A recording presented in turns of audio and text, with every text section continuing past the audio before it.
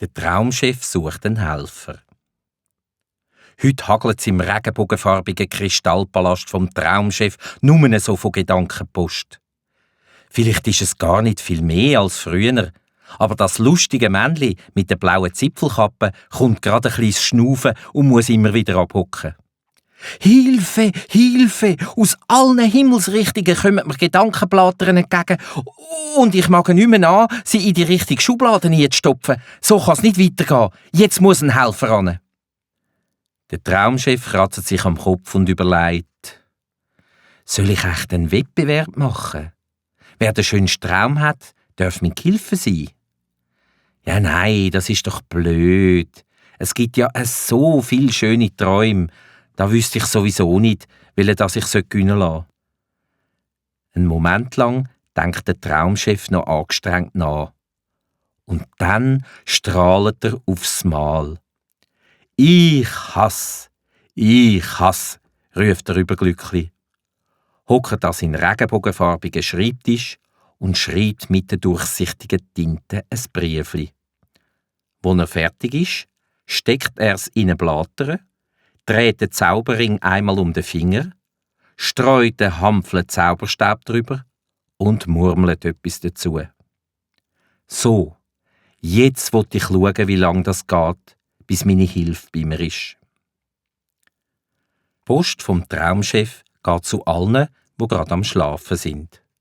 So können sie schauen, wie der Kristallpalast aus Regenbogenjuwelen aussieht, was es so zu tun gibt und was für ein freundlicher Mensch der Traumchef ist.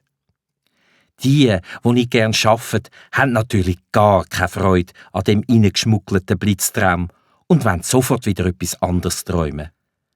Die aber, die gern helfen und es cool finden, in einem Palast zwischen Himmel und Erde zu leben und zu arbeiten, die wünschen sich gerade ein Gefährt, zum blitzartig dorthin zu fahren. Einer von denen, der sich nichts Schöneres vorstellen kann, als zu Nacht Gedankenpost sortieren, ist der Iglubub Isidor. Er liegt gerade fest eingemummelt in seiner dicken Felldecke und muss vor Kälte mit den Zähnen klappern, wo am Traumchef seine Post bei ihm ankommt. Er ist auf der Stelle parat und schon wartet er aufgeregt, bis er abgeholt wird.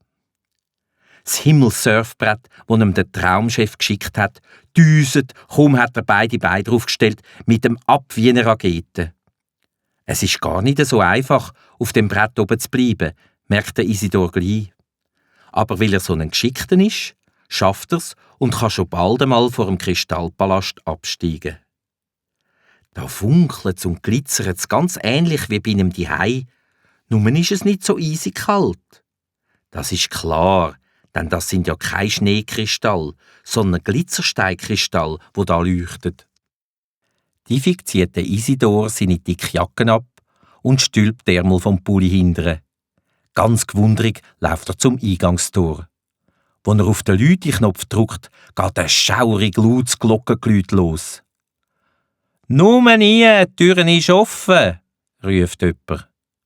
Mutig geht der Isidor rein. Hei, ist das ein Betrieb! Überall trollen durchsichtige Blattern umeinander mit Post rein. Komisch, sie kommen durch die Wände rein, schieben sich über den Boden, wachsen zur regelrechten Tür mit Höhe und mitten in dem Knusch rennt ein kleines Mannli mit einem roten Gesicht und einer blauen Zipfelkappe verzweifelt umeinander. «Die müssen alle noch in die richtige Schublade rein!» hört der Isidor von weitem rufen. Aber dann geht die blaue Zipfelkappe im Blättermeer langsam unter. Der arme Isidor hat keine Ahnung, welche Blätter in welche Schubladen kommen. Aber weil er die Hei schon von klein auf gelernt hat aufräumen, überlegt er nicht lang, nimmt gerade mal eine Handvoll Blätter in die Hand und geht mit ihnen zu der Schublade. Und es geht nicht lang, da hat er es kapiert, wie es Schubladisieren geht. Hei, das ist ein Patent! Sobald man eine Blätter anlangt, spickt die richtige Schublade gerade vor ihm selber auf. Darum legt er nochmal alle Blätter bis auf eine am Boden runter. Sonst hätte es nämlich zu dieser Blätternüberschwemmung am Ende noch ein riesiges Schubladenkrüsi gegeben. Ohne dass er den Traumchef nochmal von Nähe gesehen hat, räumt der Isidor auf wie ein Wilde. Er schafft und räumt und schafft. Er hat den Plausch, wenn die Schubladen rassig aufspicken, damit er die Blatter drin versenken kann.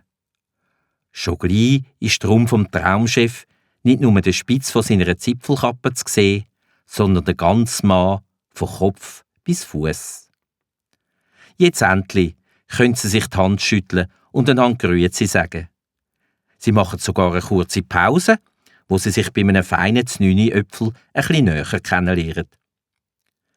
Weil es dem Isidor im Kristallpalast so gut gefällt und der Traumchef richtig froh ist, so einen tüchtigen Helfer gefunden zu haben, machen die beiden ab, dass von jetzt an der Iglubub jede Nacht ins Reich der Träume kommen kann.